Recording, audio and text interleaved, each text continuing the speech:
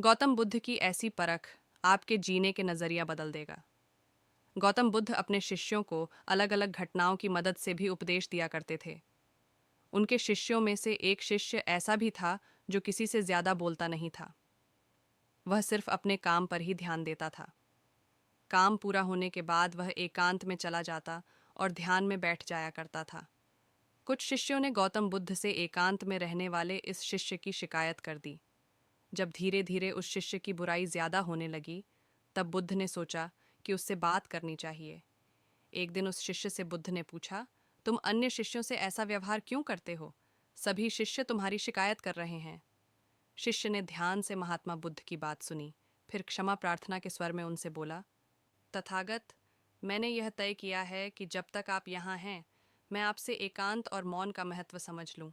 आपके बाद मुझे इन बातों को कोई और कैसे समझाएगा? उस शिष्य की ये बातें सुनकर बुद्ध को भी आश्चर्य हुआ। वह उसका आशय तो तत्काल समझ गए, उसकी साधना और लगन की गहराई से प्रभावित भी हुए, लेकिन उससे कुछ और नहीं बोले। उसके जाने के बाद बुद्ध ने अन्य शिष्यों को समझाया, तुम सब ने इस एकांत प्रिय शिष्य की गलत शिकायत की है। तुम लोगों ने उसे जाने बिना उसके बारे में अपनी गलत राय बना ली। तुमने देखा कुछ और, समझा कुछ और। हमें किसी भी व्यक्ति के लिए जल्दबाजी में कोई राय नहीं बनानी चाहिए।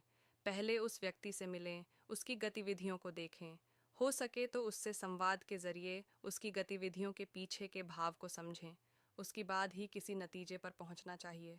बुद्ध की बातें सुनकर सभी शिष्यों को अपनी गलती पर पश्चाताप हुआ। उन सभी ने एकांत प्रिय शिष्य से माफ़ी भी मांगी।